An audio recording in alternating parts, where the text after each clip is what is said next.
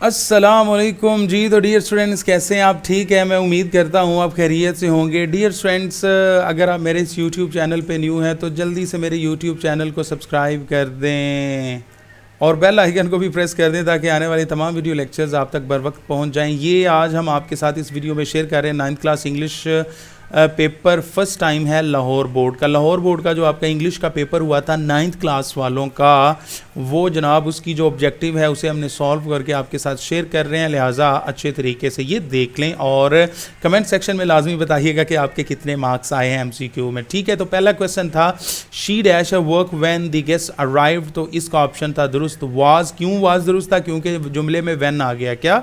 When. जब जुमले में व्हेन आ जाए तो फिर जुमले के दो हिस्से हो जाते हैं, व्हेन से पहले व्हेन के बाद। अगर व्हेन से पहले या व्हेन के बाद दूसरी फॉर्म आई हुई हो, जैसे अराइव्ड दूसरी फॉर्म आई हुई है, तो हम पहले हिस्से में जिसमें हमने करेक्ट फॉर्म ऑफ वर्ब लगाना होता है या वाज वर्ब के बाद चौथी फॉर्म लगाते हैं या हैड के बाद तीसरी फॉर्म लगाते हैं। ये पक्का उसूल है धड़ल्ले से। ठीक है, ऐसे आपने एमसीक्यू याद करने हैं। नेक्स्ट जो है वो है एमसीक्यू जनाबे वाला, she dash her cat very much. तो शी जुमले में आ गया, शुरू में सब्जेक्ट सिंगुलर है तो प्रेजेंट इंडेफिनिट लगेगा, तो क्या लगेगा जनाब? लव्स। ठीक है जी, she loves her cat very much. Next sentence है जी she the piano since 2 o'clock। इसका क्या आंसर आएगा? इसका आंसर आएगा हैज़ बिन या हैव बिन के बाद फेल की चौथी फॉर्म। तो क्यों आएगा? क्योंकि जुमले में सिंस या फार आ जाए और उसके बाद टाइम ड्यूरेशन हो, जैसे सिंस आ गए उसके बाद टाइम ड्यूरेशन है 2 o'clock का, तो जुमले में हैज़ बिन, हैव बिन या हैड बिन के बाद फेल की चौथी फॉर्म आती है। लिहाजा सी ऑप्शन दुरुस्त है। नेक्स्ट है जी it dash to rain an hour अगो।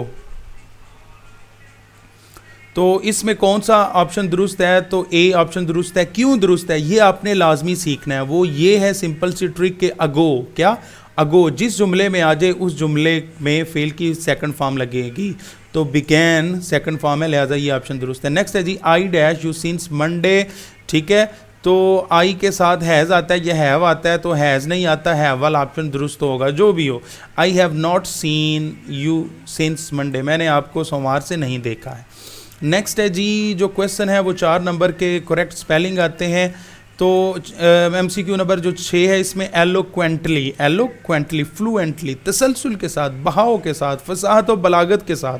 ठीक है, तो ये पहले स्पेलिंग सही है। नेक्स्ट है जी 7 नंबर एमसीक्यू नोमेनक्लेचर, नोमेनक्लेचर। ठीक है, ये डी वाला ऑप्शन दुरुस्त है। आगे है जी 8वां क्वेश्चन एमसीक्यू, इसमें कौन सी स्पेलिंग ठीक है? डिवोशन, लॉयल्टी को कहते हैं। ठीक है, वफादारी को, बी ऑप्शन दुरुस्त है। आगे है जी नो जॉकंड, जॉकंड, ये ए वाला ऑप्शन दुरुस्त है जी। तो डियर स्टूडेंट्स, आगे 10वां एमसीक्यू है पिवट। पिवट का मतलब क्या है? Central point, central point. Next है जी 11वां MCQ the synonym of venture is, venture का मतलब होता है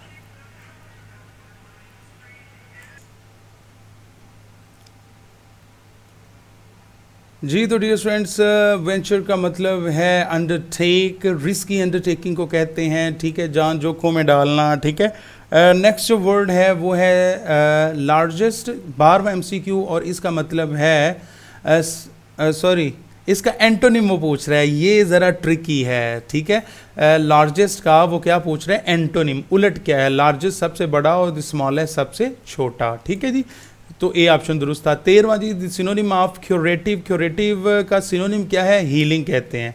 क्या?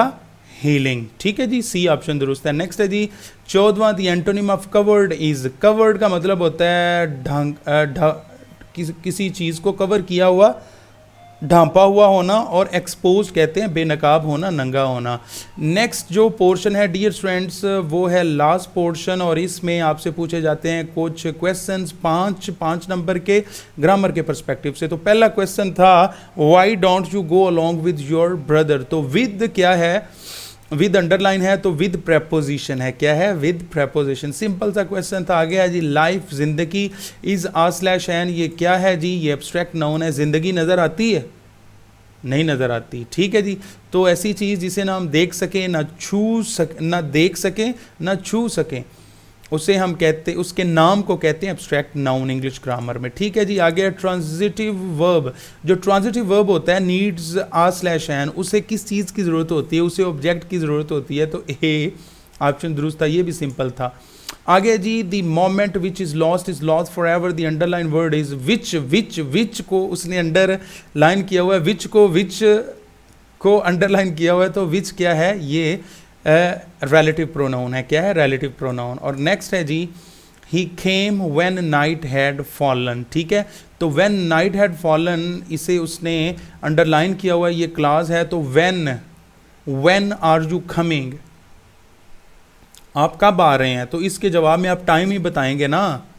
When did you record this video lecture, आपने ये वीडियो लेक्चर कब रिकॉर्ड किया? I recorded this video lecture on Monday, on Tuesday. ठीक है, तो मंडे या ट्यूसडे को मतलब टाइम आएगा, तो ये कौन सा एडवर्बियल क्लॉज है? टाइम। जी तो डियर स्टूडेंट्स, ये थी आपकी 19 मार्क्स की ऑब्जेक्टिव 9th क्लास इंग्लिश के पेपर की, और लाहौर बोर्ड का ये फर्स्ट टाइम का पेपर था। अब आपको पता चल गया होगा कि आपके इतने नंबर थे और इतने नंबर नहीं थे, लिहाजा अब आपने कमेंट सेक्शन में ये कमेंट करके लाजमी बताना है कि आपके लाहौर बोर्ड के फर्स्ट टाइम के पेपर में MCQs के कितने मार्क्स बने हैं। अपनी अच्छी सी तैयारी रखें अगले पेपर के लिए, और आपने कोशिश करनी है कि आप इंशाअल्लाह अल अज़ीज़ सारे 80+ मार्क्स लें। Thanks for watching this video. Allah Hafiz. Bye bye.